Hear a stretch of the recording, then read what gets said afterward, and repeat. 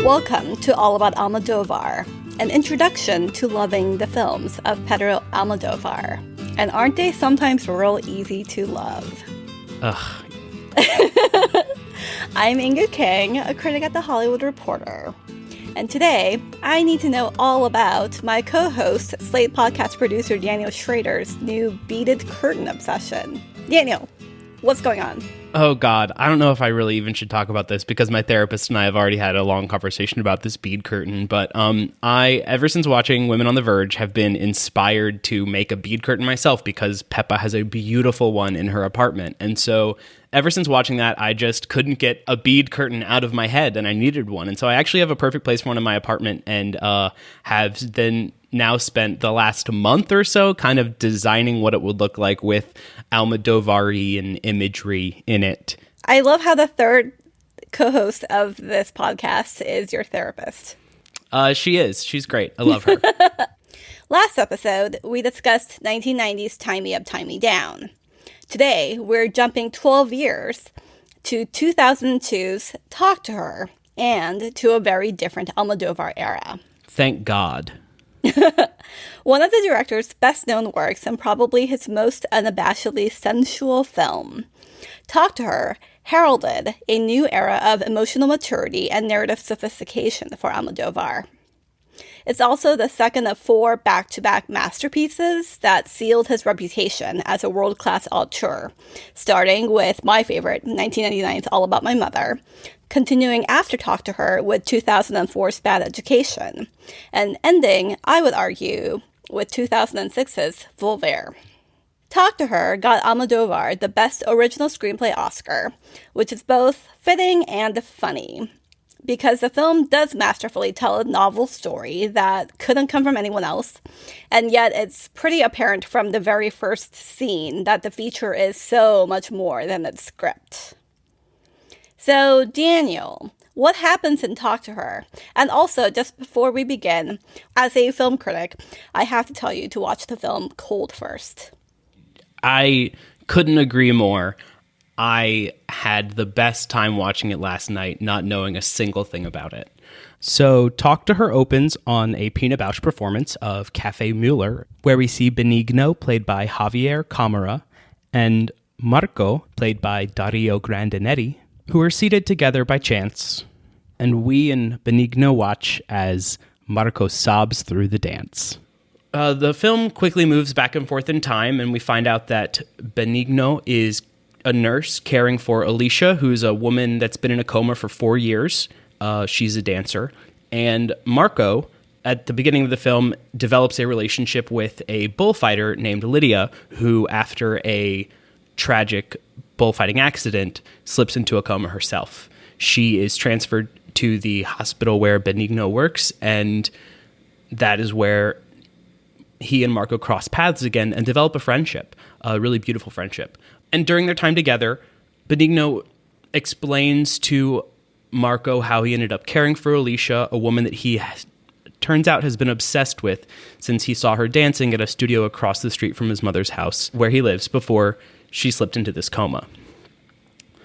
The film then plays out as these two men who are very lonely and whose main relationships are with these women who cannot talk to them and can only lay there as dead bodies, basically. And who they don't really know. At all. Until things happen and beautiful tragedy occurs. So, we both watched the film last night, and I feel like we both had really strong reactions to this movie. What was yours, Daniel? All of them. I had all the reactions to it. I think that this movie, more than anyone we've seen so far, has pulled every Almodóvar emotion out of me. I think I have felt a piece of all of his work in this, up to this point, of what we've watched at least. And though there was so much gut-wrenching tragedy, there was also a delightful amount of humor and a beautiful love story that by the end, I was smiling from ear to ear. What is the love story for you that was so moving? Marco and Benigno's. Yeah, it's very weird to have a story about two men in a friendship in an Almodóvar movie. I did not know how to handle that. I was surprised that such a good movie was so focused on men from him. Yes. And also, I feel like there are so many aspects of this movie that are a lie. Like, I have been the sad girl at the party. No one has ever come talk to me. So that's a lie. And also, the idea that both of these men who are over 30 can make friends, new friends, also a lie. But you know what? I'm going to go with it. What did you think of it after finishing it last night? When I watch a movie that I'm just completely bowled over by, I have this like very physical reaction where my body becomes really heavy. I won't say comatose because that's in bad taste, but I just can't move for like a while. And so when the credits ended and I was still sitting there, I didn't want the experience of watching this movie to end. So I just rewound and like watched the credits all over again because I was like, this movie cannot end. No, I never wanted it to end. I was actually so excited to wake up again this morning and watch it again. I had a great time seeing it twice, and it informed a lot. Seeing it a second time, I understood a lot more of the extra pieces that were going on. But yeah, by the end of it, I had a physical reaction myself where I was so excited. I like had to express my like joy by basically jumping out of my chair and kind of. I can't even explain like my like physical reaction, but it was for you, Inkoo. It was this. So yeah, but let's talk about the movie. Yeah. What did you like about it? What made you do that rictus face that you just did for me? I loved that it ended on the beginning of a new love story. I love that it ended with hope, because so much of this movie is full of sadness and tragedy and loss, whether that's physical, emotional, whatever. But to then get that moment of there's something after this was very moving and hopeful in a way that I don't know if I've felt as hopeful about any of his other work yet. Interesting to say after All About My Mother, but okay. Well, All About My Mother was the one that kept coming to my mind during this so much because they are so similar in their tone in a lot of ways and in their sophistication. I think you mentioning that like this is the second of 4 masterpieces in a row is so clear. He has really grasped his voice at this point, especially after you and I tried to stomach High Heels. Like, this was such a relief. I think in relation to like another movie that we have discussed before, I have talked about how one thing I didn't like about Law of Desire was that it felt a little callow, a little juvenile. And I think that what I really like about this movie is that it takes that primal Almodovarian template of romance, which is basically that you have these men and women, or sometimes men and men, who can't quite connect with one another at the same time. And it gives it this new resonance. And the resonance that I see is that there's this sort of like tragedy of not being able to share beauty with the person that you're in love with. When we see Marco cry for the first time, it's both in relation to how beautiful the Pina Bausch dance show he's watching is, but at the same time he's crying because he really wishes he could share this experience with his ex. And in the movie's other big artistic set piece, when Brazilian legend Gaetano Veloso is singing Cucurucuru Paloma at this really nice-ass party I wish I would have been invited to, since apparently Cecilia Roth and Marissa Paredes were also invited to it. Oh, I loved seeing both of them. you have Marco crying again. And again, it's this sort of feeling of, I am so transported by this experience and I wish I was sharing it with somebody else. And I think that that's sort of a way for Almodóvar to bring in two artists that he really admires, Pina Bausch and Gaetano Veloso, in this film, and sort of have a reason for them being there. Because so much of this movie is about beauty and sort of the sadness of what happens when you can't actually share that beauty with the person that you love. That added like a new level of melancholy for me that really worked. Yeah, I think melancholy is what this film does best. There's so much staring out of windows or into space longingly. But the movie it made me think of wasn't Law of Desire. I kept thinking about Atome. I kept thinking about Tie Me Up, Tie Me Down, because it was like he finally did it right this time in a way that like Atome... There were so many times in this film that I was reminded of the icky, creepy, disgusting feeling I felt during Tie Me Up, Tie Me Down. But he managed it so much more deftly here that it never felt as horrifying as it did in that film. And it also, he never lingered on it too long. I feel like I felt bad watching this movie because I felt like I had told you what was coming with the reveal that Benigno has so fallen in love, quote unquote, with Alicia that he rapes her and accidentally impregnates her. Did you not see the rape coming? I did, but I think I would have seen it coming even if you hadn't told me. I think what surprised me, honestly, was that we didn't see it. That was, I think, partially a relief to me, because he has shown us those in so many of his other films. Like we've seen in Atome, we've seen in Pepe Lucy Bomb. I believe it also happens in like The Skin I Live In. There are some very aggressive rape scenes that it would have detracted from the film if it had been there. It would, like, that's not necessarily what this film is about in a way. I feel like you almost don't need to see the violation because you see so many signs of other tiny pieces of violation where no one steps in that you can sort of feel that violation all along. I saw this movie for the first time when I think I was in college, and that was like a very different, I feel like, gender dynamics era. And I remember being extremely surprised that Benigno was a rapist, that he had raped Alicia. But rewatching this, knowing that that twist was coming, it felt so obviously telegraphed and so obviously what was sort of inevitable because of the sort of like low-grade ickiness of this man who's like psychopathy. Like, no one really wants to see that, right?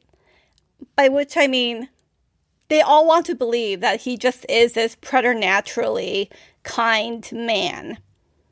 And I think that's a lot of like where this power of the movie comes from, because it's so obvious that it's a little weird that other people don't want to see it. Well, and it's interesting because he even views himself that way. So one of the less good things I feel like I have gotten you into in our friendship is 90 Day Fiancé. And this movie made me think so much of 90 Day Fiancé. Because 90 Day Fiancé, one of the reasons why I cannot stop watching this terrible, like probably really immoral show. Probably? Is that is that there are so many of these men who get into these quote-unquote relationships with women from other countries. The 90 days comes from the fact that like it's named after a visa where if you are going to marry this other person, you have 90 days for them to like come to the US and then you have to get married within that window. I swear to God, if this is your backdoor pilot for a 90-day podcast, I'm out. And so many of these men and women who have relationships with people they primarily know via text. Like, it's all this like one-sided relationship, and they are projecting whatever the hell they need to onto that person to convince themselves that they're in love with that person. And that's exactly what Benigno's situation is. It's what all of their situations are. It's even what El Niño de Valencia's situation is. Lydia's ex. Lydia's ex, who's also a bullfighter, who in the beginning of the film, we get this great scene featuring Loles Leon as a TV, like Ricky Lake type, interviewing... God, I love this scene. Interviewing Lydia about this man, El Niño de Valencia, and she's just like, stop it, no, and like, don't ask me about it. And Loles is like, you're not getting off this couch, and is literally like holding her arm and tugging her back on camera so that she can't get away from these questions. It's a great moment, but it does speak to this fact of like, he and Lydia had apparently reconciled a month before like the bullfight where she went into a coma, but it seems like he's only able to love her now because she can't respond to him. She can't talk back. She doesn't need him. Right.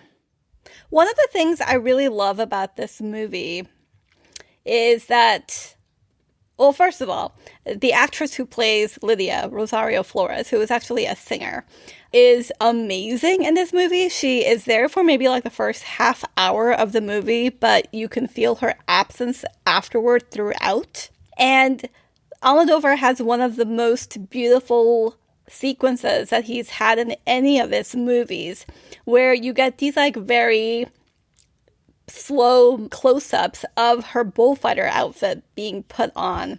I think first you see bright pink rose embroidered socks that go all the way up to her knees. There was one shot of her jacket, and you see beads and sequins and gold embroidery and buttons. And you see these like beautiful embroidered pants, and she has like a valet. She has like someone who is dressing her, and the valet like really has to work hard in order to put this outfit on as it's so in a way that like it actually fits. It's very much what you would see in like a royal costume drama.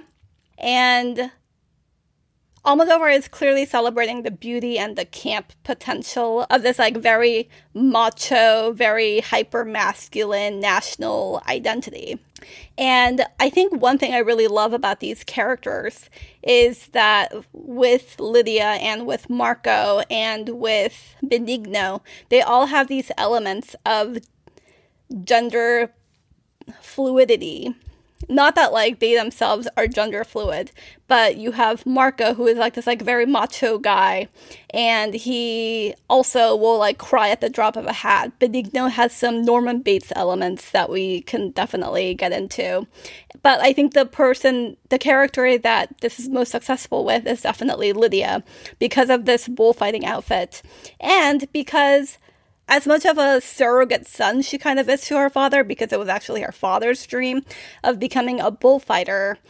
And in the end, she is basically a cousin of Peppa from Woman on the Verge of a Breakdown. She spends like a lot of her scenes in the movie waiting for her ex to call. And when he sends a surrogate, she's like, no, he needs to come back because I need to talk to him. And then she sees a snake in her kitchen and basically screams and runs out of her house. And so I love this character. Yeah, she's great. I really enjoyed her as an actress. I forgot how much I liked her by the end of it, because like there's so much that happens and you meet so many people. And it's interesting that like she has such a depth of personality when Alicia, the other woman, has none at all, even when she's woken up again. And that's not a knock against her. I think it's partially just how she's written as a character, of that she is kind of this empty space for Benigno to apply his own emotions to, as opposed to someone with depth herself, because he was never interested in her actual depth. He was interested in what he saw as her depth. He knew like 3 things about her and he completely blew them totally out of proportion. Where Right. she's basically this like early 20-something girl. And she's like, you know what I think I'm into right now? I think I'm really into like silent movies. And then he goes and watches silent movies for like the next 4 years because he thinks this is her personality. Like, we even get a silent movie in this movie, which is fucking wild. Let's talk about this silent movie. I loved it. It was crazy, and I didn't know what I was watching, and I was just like, oh my God, I wasn't expecting any of this. Because I also, the first time I watched it, missed what the title was of the film. The Shrinking Man. Yeah, I totally missed that. And so I didn't really fully understand what was going on in the silent film until he started getting smaller and smaller. And at first I was like, oh, he's skinny now. Good for him. And then I figured out what was actually going on. So it's about this woman scientist who invents Again, another little bit of gender play in the movie within the movie. played by Paz Vega. Yes. And she develops this like serum to help shrink her man because he's overweight and maybe wants to be a little slimmer or something. But then it turns out to be an actual shrinking serum that makes him smaller and smaller and smaller until one day he leaves her and goes back to live with his mother, which is very Almodóvar. And so then after working for a cure for who knows how long, she then finds his mother's home, which he did not tell her where that was, takes him back, and then he decides to explore her naked body as a miniature until he happens upon her vagina and decides to dive in, never to come out again. It's crazy dark in the best way. So one thing I really love about her vagina is how crazy fake it looks. Oh, it looked like we were at like a human body theme park. Yes, except like all of her like labial folds look like it was made out of sponge that's encased by like nylon or something. And she has this like very astroturfy pubic hair, although I also appreciated that there was pubic hair. I did not appreciate that there was no fucking clit. But that also speaks to basically Benigno's worldview and this more older worldview where like the woman is like her vagina. And if you will recall, when the shrinking man goes inside his lady's vagina, he does not get her consent. She is asleep. And I was like, ooh, foreshadowing. Yeah, and he is telling her, like, Benigno is recounting this film to her while he is washing her, and it's somewhat clear that this might be the night that he impregnates her. And then everything is just downhill after this silent film for him. That's interesting. I didn't consider that. I love all of the bathing scenes in this movie. How do I get somebody to do that to me? Can I hire somebody to just like, I can lay in bed and they can wash me? Because that sounds great. I love how Benigno says, like, I did it for my mother for years, and not because she was an invalid and not because she's crazy, just because she was a little lazy. I'm just like, who among us? Seriously. But one thing we learn is that not only does he have a nursing degree, but he also has a degree in something called beauty therapy, which is basically him learning how to do the hair and like the makeup of comatose patients, essentially. And Alicia is wearing makeup in like a startling number of scenes, which is like another way we know something is off here. But I feel like the bathing scenes are such a nice parallel to Norman Bates' shower scenes, where Norman Bates is this very aggro guy when he is in the guise of his mother. And with Benigno, he's gentle. He's soaping her. He's extremely careful. He wants to make sure like the doors are closed so she doesn't get cold in case there's a draft in the hospital. Also, this is like the most beautiful hospital that has ever existed. And I really love all of the spectacle of male gentleness until obviously we get to the rape. But it's just another instance of the idea that like men can be tender, men can cry, It's just that they have to also learn what boundaries are. Yeah, I think this is another piece of Almodóvar's continued work toward figuring out how much women should trust men, if at all. I also love that, again, I feel like Almodóvar is really obsessed with subverting this idea of woman or a mystery. And in one of like the grossest lines that, of course, Benigno tells Marco extremely with no trace of irony, women are a mystery, but particularly so in this case, or something along those lines, meaning like when they're comatose. And it's like, no shit, dude. But I'm glad that you understand that like they are a mystery to you because they cannot talk to you. Well, and when they put both Alicia and Lydia out on the patio together, wrapped in all of the blankets and the sunglasses. The best shot in the movie. Benigno even says, "What do you think they're talking about?" Or something like that. He's like, "They look like they could be talking. Do you think they're talking about like, do you think they're us. talking about us?" Yeah. Benigno has never heard of the Bechdel test. No, of course not. But it's this very sweet moment of innocence on his part, because he is so clueless about women, even though when there's one moment where Marco's like, "But what what experience do you have with women? What experience do you have?" Because he's talking as if like he understands how they work and how much of a mystery they are and how to manage that mystery. And Marco asks him like 3 times, "How do you know this?" And his answer is just, "Well, I lived with my mother for 20 years and this one for 4. And it's like, okay, but like those are 2 very specific types of women relationships, and you don't actually know what women are like. Yes. It's tragic for him, but it's interesting to me how Almodóvar uses that, like, that innocence can still be malicious. Yes, it's a very dangerous innocence. And because he also has been telling this story about himself, about how he's harmless, he can't really conceive of the fact that he might also be dangerous. Yes, he doesn't think that even when he sexually violates her, he doesn't even think of that as a violation. He thinks that, like, this is an act between 2 people in love, because he has written onto her whatever he wants, as opposed to finding someone himself.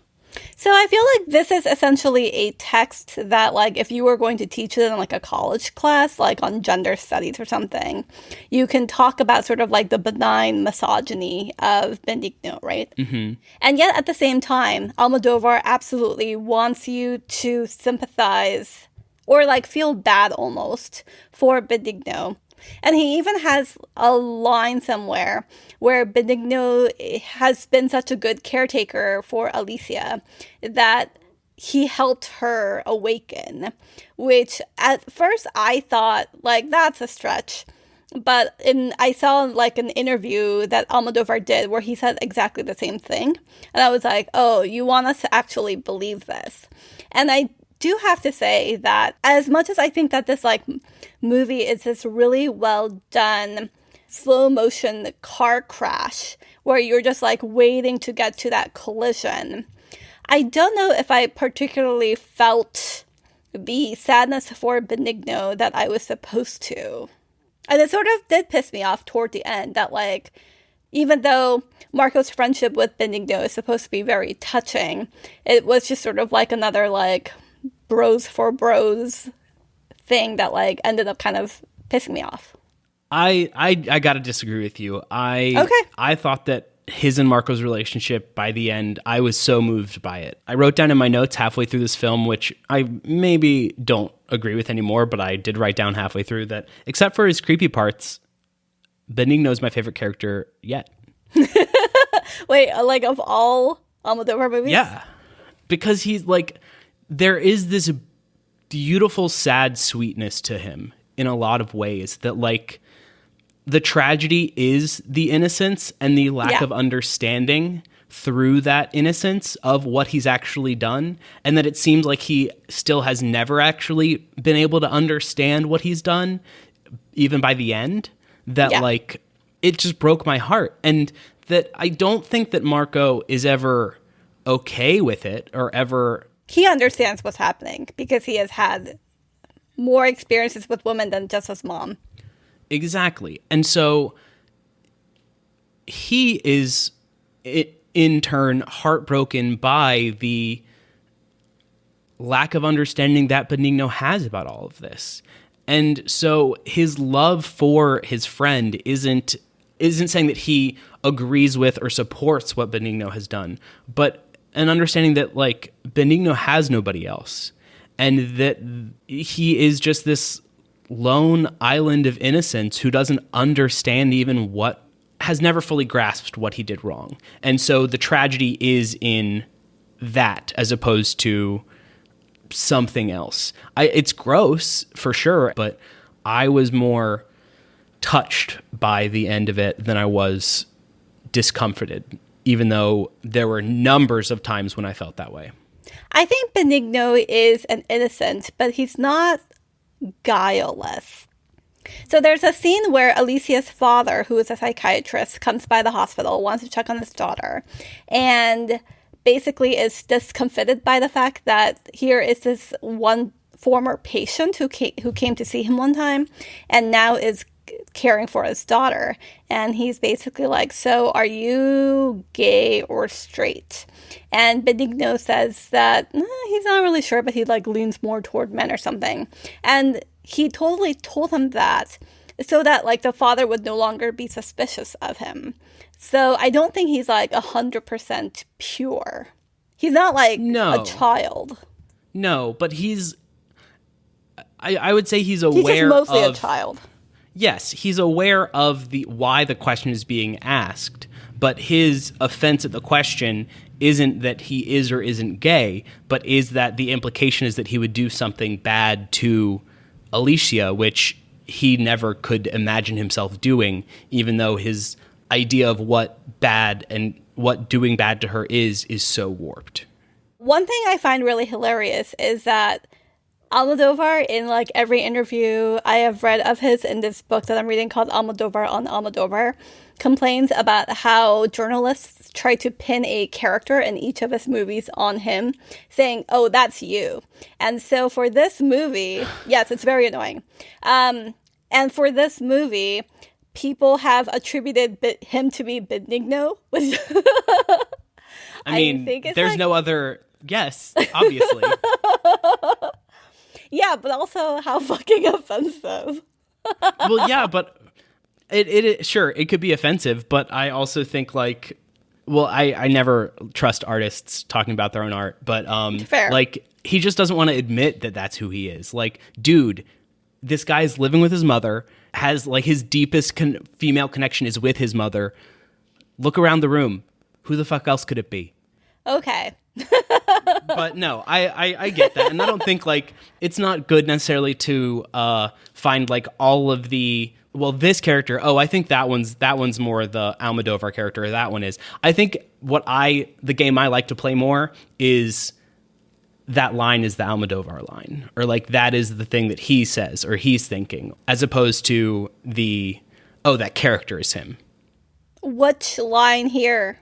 Like, well, there's one scene, and I sent it to you over Twitter, Twitter DM beforehand, but there's one line while Benigno and Marco are in the prison, which I would love to talk about those scenes, where Benigno is talking about having read the travel guides that Marco had written and had gifted to him, and specifically talking about Cuba and this one woman in a scene in the book in Cuba. And so the line that he says to Marco in prison is, I thought that woman was me. And that is just, to me, the line of Almodóvar, like looking in the mirror and saying that about the women that he writes. So I think we can agree that this movie is nowhere near as funny as All About My Mother. And I think this movie is the point at which his work turns a lot more somber. You're making a face. See, I disagree, because I think there are some like really brilliant moments of humor. They just come from a very specific pocket of this film. Yes, but they're not like laugh out loud, is what I mean. And so I think beginning with Talk to Her, you get this like much more serious more art housey version of Almodóvar. But I think he also obviously has these like very weird, sly little lines that give his movies like some levity and also a sense of reality. Because I just personally think that in order for a movie to feel like life, there has to be like some humor in it. Well, and I think that's a key to the puncturing of the discomfort and the puncturing of the melodrama at times. Like when Benigno encounters Alicia coming out of the shower, and as soon as he leaves and she's still processing that violation, her dad's secretary or her dad's like physician's assistant comes out of the bathroom, gets on the phone and immediately says, "Hi Lola, I just took the biggest dump," or whatever it was. I think the line was an elephant-sized dump. Yes, that's what it was. And then you also have the moment where like Marco is walking by Alicia's room, and like he opens the door and sees her splayed out there naked, and her eyes open in this very creepy, terrifying way. You're like, oh God. But then immediately, as he walks away from that alarming scene, you have both of the healthcare workers, Benigno and the other woman working with him, kind of immediately pierce that as well, where he's just like, oh, her eyes are open again. This is creepy. And then he's like, what about when she yawns? And she's like, oh, I shit myself. There's a lot of like, there's a lot of shit humor in the, and very like body humor, I think, from the medical staff, which I think are the main sources for comedy in this film. And I think part of that is the medical staff are the vehicles for humor because they have lived with and witnessed so much tragedy and so much pain that like this is how they cope. And the death and the sadness are mundane to them. And so like they find humor in other mundanity of their lives in the hospital. And I think that gets to what I wanted to know, which is that I think a lot of his humor comes from the fact that there is this very matter-of-fact response to these like extreme, almost melodramatic situations.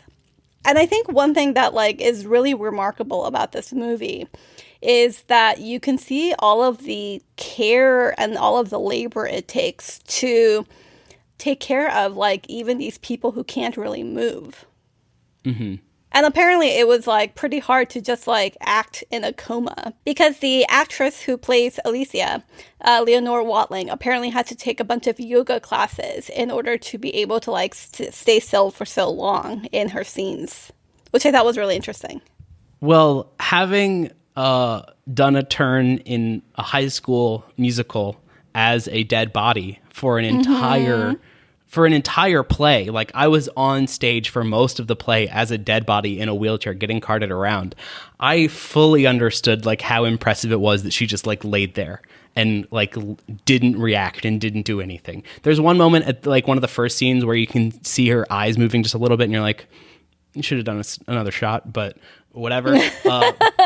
But like I really respected that because as someone who has had to sit in a chair in old man makeup, dead for a full 90 minutes, like 3 nights a week for 2 weekends. I get it. I never thought it would have been possible for you to not talk for 90 minutes. I mean, I talked when I was off stage, but there was an intermission. So, but yeah, anyway, I, for all that she is an empty sieve for us to for Benigno to put himself into, she was great at it. I had so many thoughts about Marco, like writer to writer. Like, number one, after watching so many fictional female journalists fall in love with their subjects, it was kind of nice to see the reverse. Number two, I thought especially after Benigno has committed suicide in prison, I could not help thinking, oh, this guy's gonna write like a fucking great memoir. Mm-hmm.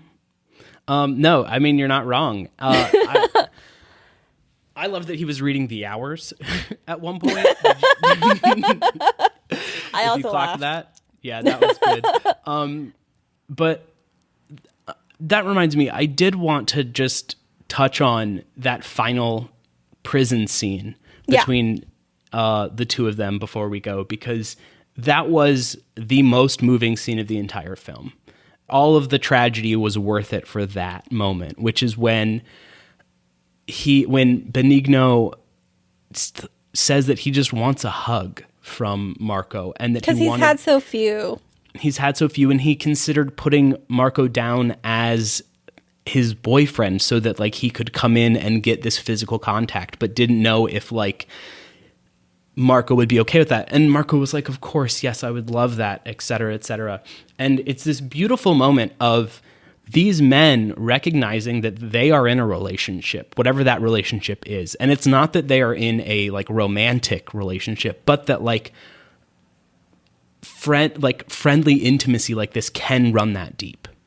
And that relationships between men that are not solely based on like a love in a physical sense or in a like romantic sense can be just as heartbreakingly deep. I think it also speaks to this idea that men, straight men, are socialized to find connection in a romantic way. But I think you're right, because men are socialized to primarily seek connection with a romantic partner. They sort of do themselves this disservice of finding out what they might have in common with other men, and sort of enjoying the tenderness of other men outside of a sexual sphere. Well, and that this tenderness develops because the women that they are in their lives aren't watching, and that like aren't there to like absorb whatever that is. Like there is some sort of freedom there. I don't know what it is, and haven't thought enough about that, but I think that's part of it too.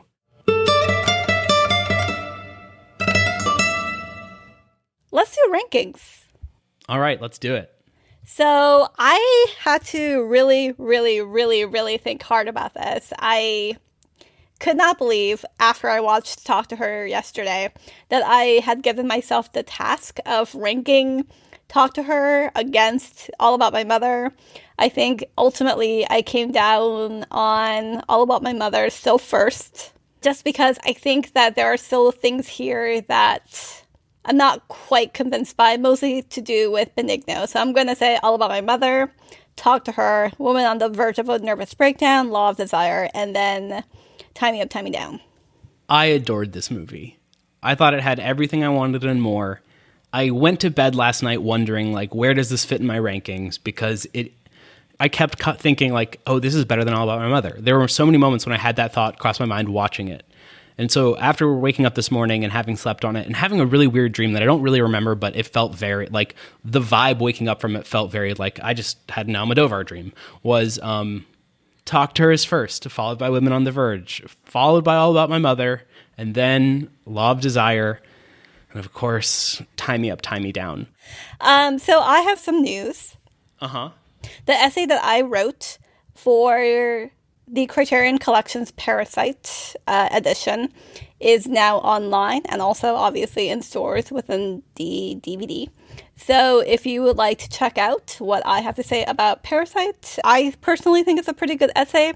Check it out, and we should do our sign-off. Well, if you have any thoughts on the show, you want to write us an email, let us know what you think, how we're doing, what movies you're mad we're not covering. We'd love to hear from you. It's allaboutAlmodóvar@gmail.com. Next week, we're going to talk about 2004's Bad Education, another movie I've been very excited for Daniel to watch. A movie that one of my Slate colleagues said will turn me gay again. We are going to have a very special guest, so stay tuned. Thank you for joining us at All About Almodóvar. This is Inkoo Kang. This is Daniel Schroeder. And we will see you next time. It's not how a kiss should work, unless I'm bad at kissing, which from experience I'm not. So, from your experience of kissing yourself. Yep, exactly. Well, no, kissing the comatose body I have in the other room. Come on, that was a good one. Come on. Too soon.